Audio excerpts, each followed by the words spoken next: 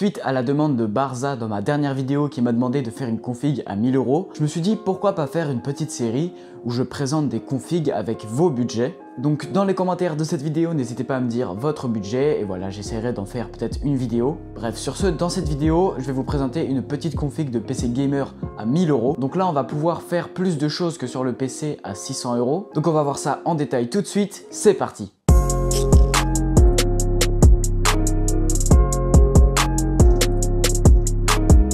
Je vous mettrai le lien de la config dans la description et aussi le nom de tous les produits que je cite.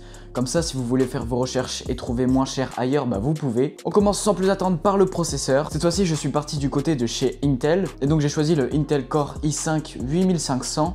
Cadencé à 3 GHz et en boost il peut aller jusqu'à 4,1 GHz, donc il a 6 cœurs 6 threads, donc c'est un très bon processeur. Il coûte 280 €, donc c'est quand même une belle somme. Donc si vous voulez commencer à streamer ou à faire du montage, c'est parfait. Ensuite on va le refroidir avec une valeur sûre, le Be Quiet Pure Rock qui a Ventirad. Ce Ventirad est largement suffisant, il refroidit très bien. Moi-même je l'avais déjà eu avant et franchement j'ai rien à dire dessus. Il coûte seulement 32 €, donc c'est un super bon rapport qualité-prix. Ensuite la carte mère, c'est une Gigabit B360 HD3. C'est une carte mère au format ATX, donc la taille normale. Elle possède l'USB 3.1 et aussi des ports SATA M.2 pour y mettre des SSD par exemple. Donc c'est une bonne carte mère, elle coûte 80 €, donc c'est de l'entrée de gamme. Ensuite au niveau de la RAM, on est sur du Corsair, donc 2 x 8 Go, donc 16 Go c'est très bien. J'ai pris les Corsair Vengeance LPX cadencées à 2133 MHz et elles sont en CAS 13.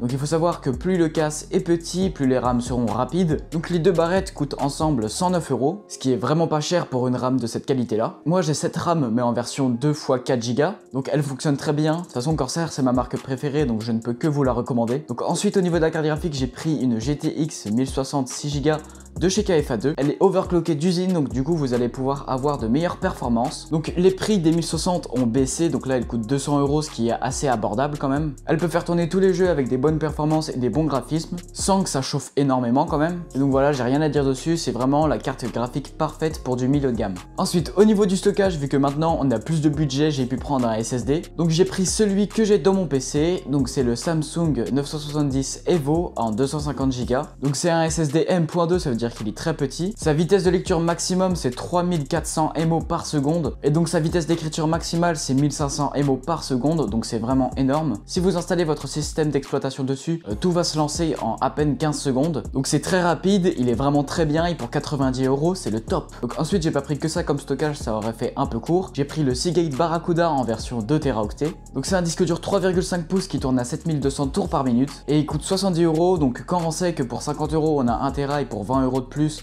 on a 1 Tera en plus, c'est vraiment très bien et je vous conseille vraiment de l'acheter. Donc ensuite pour alimenter tous ces petits composants, j'ai pris une Corsair VS 550. Donc c'est une alimentation 550 watts certifiée 80+. Elle coûte 45 € et les composants que j'ai choisis n'auront pas besoin de plus pour être alimentés correctement. Donc c'est une alimentation non modulaire, donc ça veut dire que tous les câbles sortent par un seul trou. Donc si vous voulez faire un beau câble management, ça va être un peu compliqué. Donc aussi pour ceux qui ne peuvent pas brancher leur PC en Ethernet, j'ai pris la clé Wi-Fi D-Link Pico. Donc c'est une petite clé Wi-Fi qui peut aller jusqu'à 150 Mbps, mais ça c'est juste si vous pouvez pas connecter votre PC en Ethernet. Et on termine par la petite cerise sur le gâteau, par la petite noisette de pâte thermique sur le processeur, le boîtier. Je me suis fait plaisir, j'ai pris le Colink Observatory RGB en noir. C'est un boîtier moyen tour qui a 4 ventilateurs RGB, donc 3 à l'avant et 1 à l'arrière. Il a une fenêtre pleine taille en verre trempé sur le côté. Comme ça, lorsque vous jouerez, vous pourrez admirer vos composants. Il est compatible avec des water cooling allant jusqu'à 240 mm à l'avant